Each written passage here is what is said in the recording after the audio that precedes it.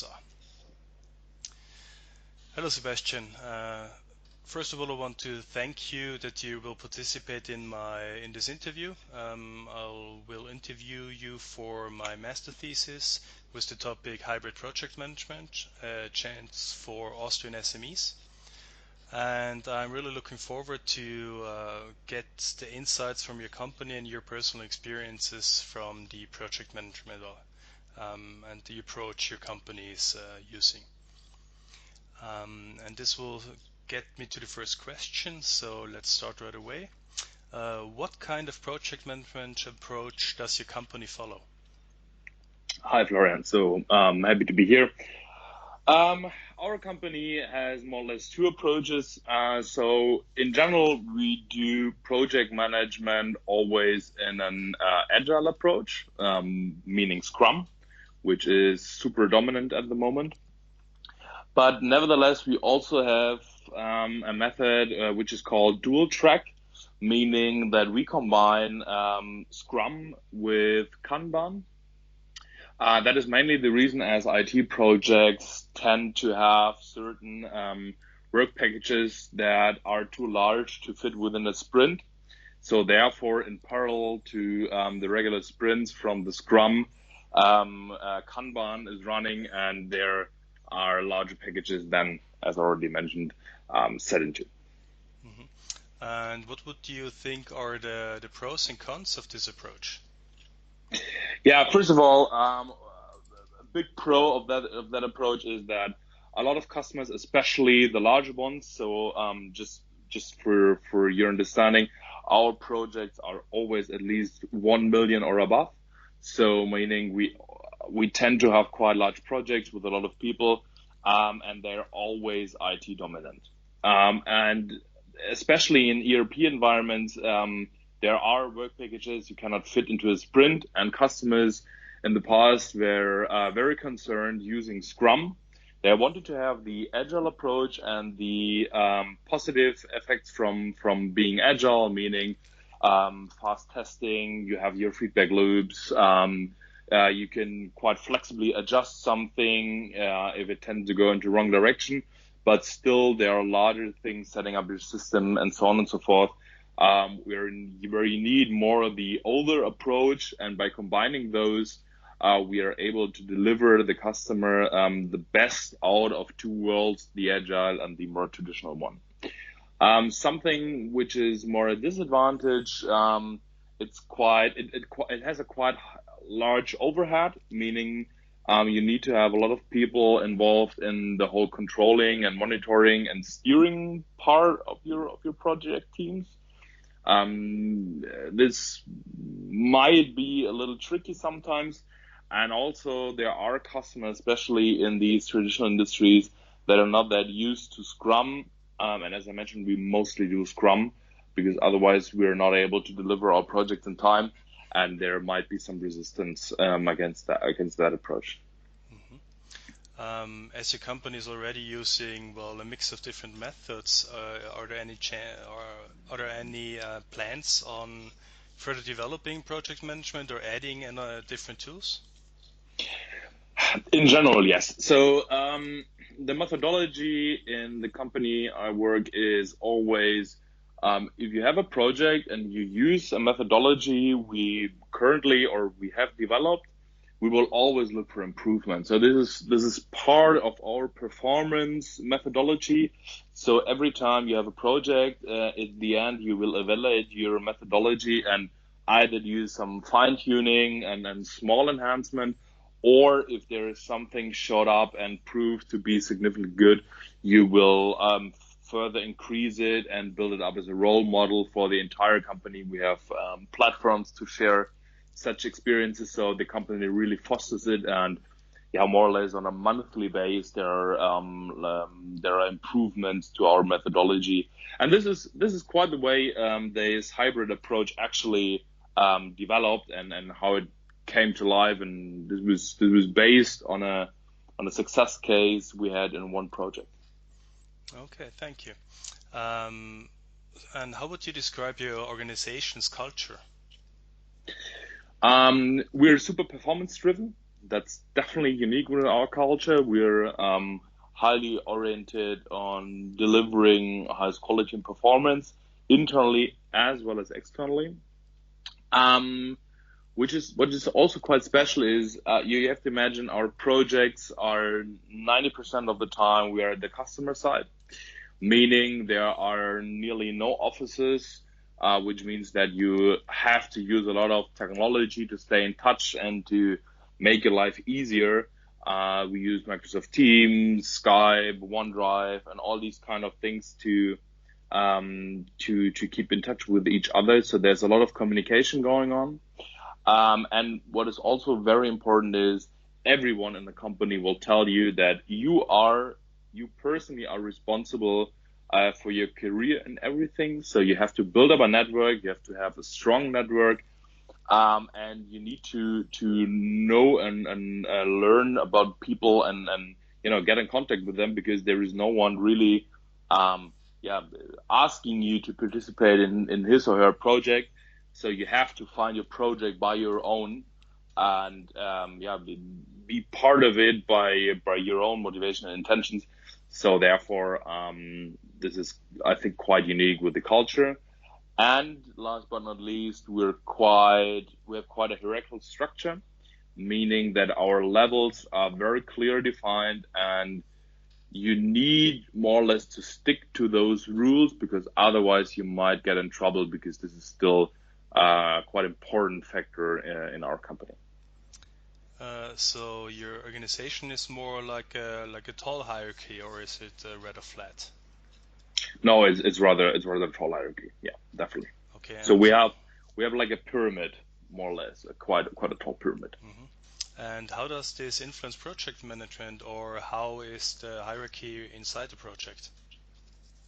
Yeah, these are two different things. So first of all, every project has a managing director who is clearly in charge of the overall project.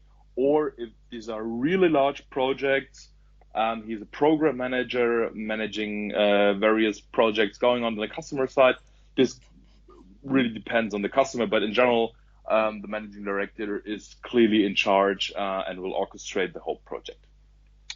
Um, so it's quite yeah, quite common that your project manager is above you in the hierarchy. Within the project, we normally split it up into we call it pillars. So these are parts of the project, sub projects, if you want to call them, and also inside these sub projects, you have quite a clearly defined hierarchy. So there will always be one in charge, and the project lead or project manager is always on a higher level than his team. So they're quite heavily influenced. But on the other side, if you want to get promoted, for example, you need actively ask for a project manager role. And if you could prove that you're able to do so, this would quite significantly influence a promotion. So it has also a performance component again. Hmm. Thank you. As you've mentioned that your company is well using the his resources, his staff, pretty much on their own basis, or they can decide where they want to work. Does your company also encourage a collaboration between the different departments? Yeah, definitely. So from an official organization point of view, we are divided into five pillars with their own capabilities, with their own structure, and so on and so forth. And of course, we have a geographical structure above it. You will not barely notice this structure on a project. So as soon as you arrive at the customer side, there are no structural boundaries. So we empathize all of the people of the company as colleagues, and we work with them. So the company is quite heavily reorganizing all of its structures to really have within the pillars the same circumstances, the same pre-requirements that it's quite easy for us to work together, and that there are really no boundaries, and you don't notice them. Sometimes you're even surprised when you get an email from a colleague and you see, the signature and his title, and notice, oh, he's from a completely different department, or even from a completely different geographical region, because you would never ever bet. So that's definitely something the company is pretty good at, integrating people. Hmm. Okay. And does your company provide a project management office? Yeah, we have quite a large project management office.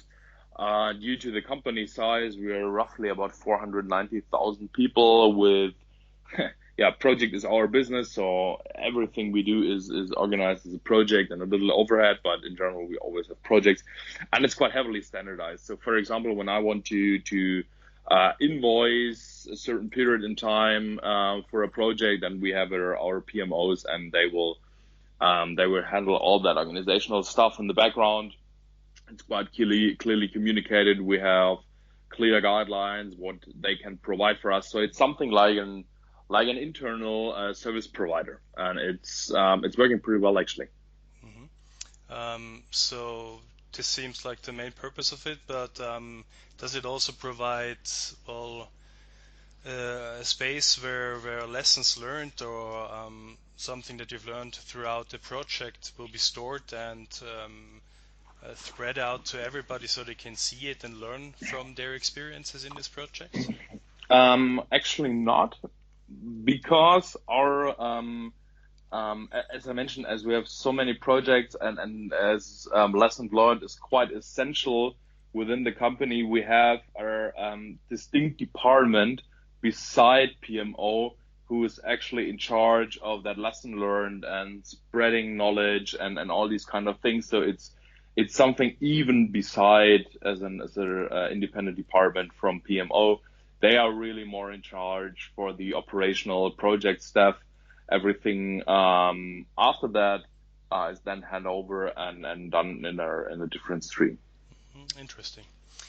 Is your company hiring people in project management at the moment? Hmm. Um, yes, if you consider Scrum Masters as some sort of project managers. As I mentioned, we only do Scrum or that dual track approach at the moment. There are very, very few projects going on in that, let's call it, classic approach. And the company, especially with its size, we have a lot of fluctuation, so we're always hiring. And at the moment, especially for that agile methodologies, Scrum and all the others being around. So yeah, definitely yes. Hmm. Okay, and then what skills does a project manager have to have? So there are some general skills the company requires from all of its employees. For example, on that level, you have to have a master's degree. You have to have certain language skills like English, for example, because all our communications in English. A lot of soft skills that are required. You need to have a certain personality, a little more outgoing. You need to have some sort of a speciality already. So in my case, this is, for example, SAP. So there has to be some IT background you're specialized in. And of course, last but not least, if you're considered a project manager or a Scrum Master, you need to have this certification. In all the times, it often was Prince. Now it's definitely you need to have a Scrum Master certificate. Okay. Well, thank you. This is already the end of my prepared questions. And just to finish the interview, I would like to ask you if you have other topics or other stuff you want to talk about or you think might be helpful in this context. Good question. Yeah, what I think what is helpful in this context is that the trend really goes to the agile methodologies. So we can observe it all over the market, over all regions, which is not always the case with trends. So sometimes you have a delay for some regions, but interestingly, not within that project management or agile project management approach. Maybe this is something which is quite unique in that manner, and it's going really fast. So 2 or 3 years ago, it was something around 50% traditional methods, 50% Scrum. Now it's the vast majority that's done agile. And just one more question, are you using it only for software development or also on other projects?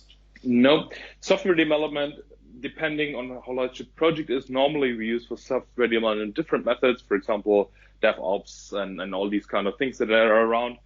Um, we mostly do IT projects, but this can be an implementation project, this can be a transformation, this can be a carve out, this really everything considering your IT. Also, of course, software, but or software development, but not with the main focus. Okay. Well, Basti, thank you very much for your participation. It really helped me a lot and gave me insights into the topic I am researching. And therefore, I would like to say once again, thank you for your time. You're very warm welcome.